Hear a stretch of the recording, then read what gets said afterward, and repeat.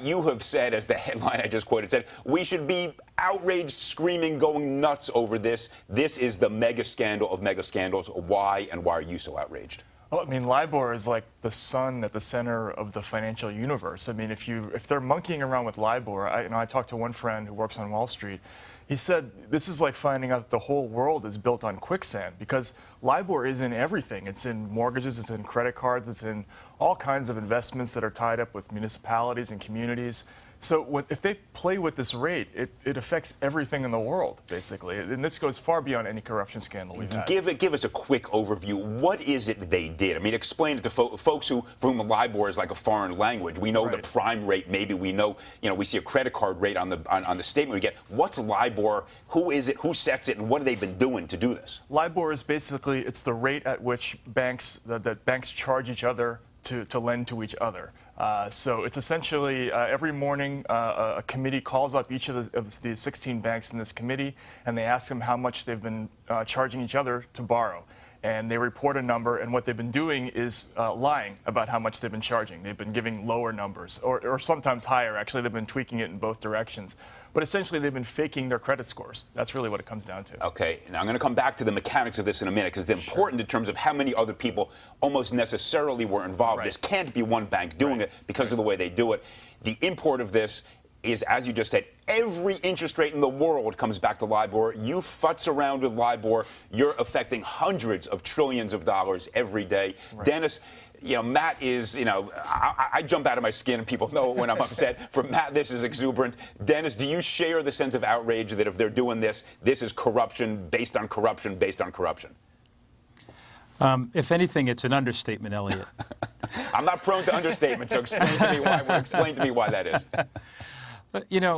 Nobody should be surprised that we have yet another corruption scandal being done by one of these global too-big-to-fail banks. This is their business model.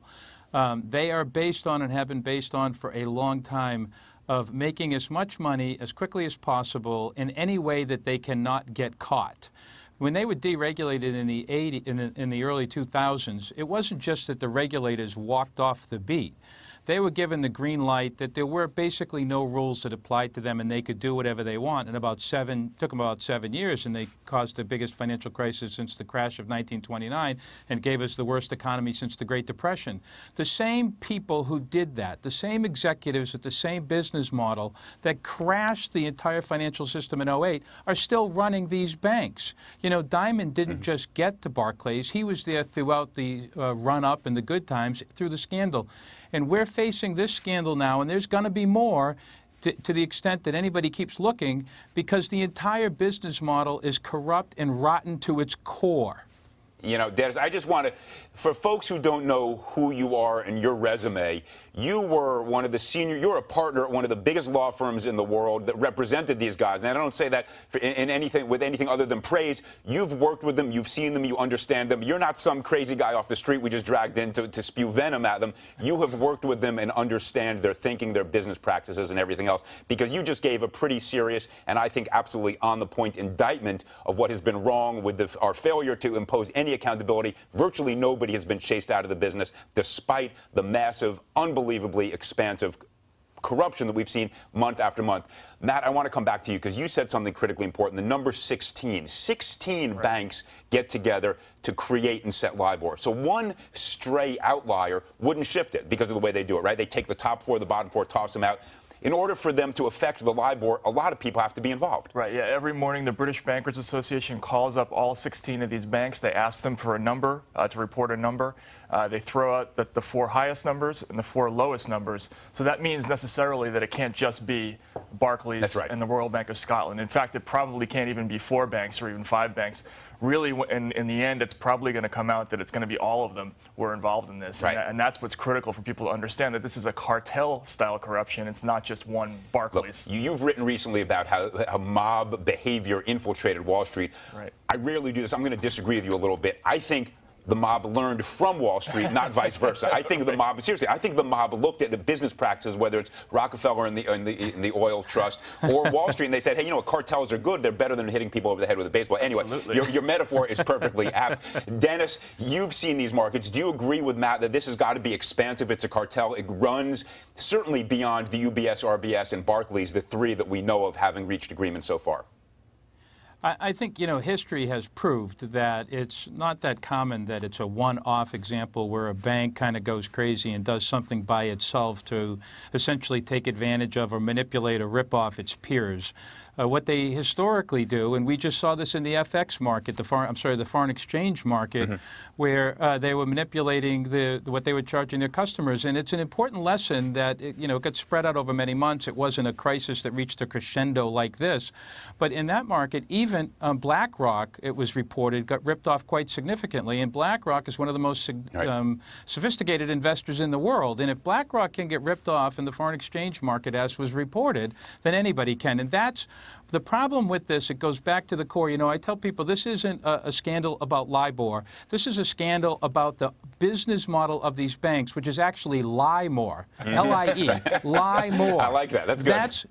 That's what's going on here. They will do insane anything. Look, Bob Diamond, at the head of Barclays, said, as you said at the top of the story, Eliot, that it's time to stop looking at the banks. We need to move on. Remorse is over. No investigation, nothing to see here. He sounds exactly like another Diamond, the Diamond in the U.S. Jamie Dimon saying the same thing. More about him later in the show. You're exactly right. Yeah, but these guys are all trying to say, don't look into us. We didn't do anything wrong. We didn't have something to do with it. You know, it's like, move on, move on, move on. If anybody stops for a moment and seriously investigates what these banks did in the run-up to the crisis and after the crisis, we'll see this day after day after day because corruption's at the core. Lie more is what they've done. Lie more is what they do. Wall Street is a high-crime area. We need to send the cops in, and nobody wants to do that. Well, hopefully we'll change that. Matt, you said something at the top, and you've said this in your blog postings. The public isn't outraged. We're following Tom Cruise's divorce rather than something that is perhaps the centerpiece of the biggest corruption on Wall Street in many, many years. I mean, this is a sociology crisis. Why is that? I think it has to do with a lot of things. One, LIBOR is incredibly complicated. It's difficult to explain to people on television what it is. You just did it great. I get it now. I didn't understand it before. Well, right, but people, it's tough. It takes more than 10 seconds, so that's one problem. But I think it's also just tough for people to wrap their heads around the scale of this thing. I mean, this is way bigger than any corruption scandal that's come out since 2008. The implications of this are so awesome that I think people are just reluctant to take it in yet. I think there's also a reality that LIBOR is one level below what people ordinarily deal with. I mean, people who are in business know about LIBOR-based borrowing, and the interest rate is pegged to LIBOR. But I think for most folks, they don't really see LIBOR as a day-to-day part of their lives the way they do see some of the other scabs. Dennis. Well, Eliot. Yes, sir. I was just going to say, Matt, who's just done fabulous reporting, if anybody wants to know about staying on top of what's going on, you need to read Matt. And he asked the exact right question, which is, why is nobody freaking out about the LIBOR banking scandal? And the answer to that question really is because the corruption in they're not even banks, really. They're finance and trading companies. Let's call them what they are. They hide behind the label banks, but they're not really banks.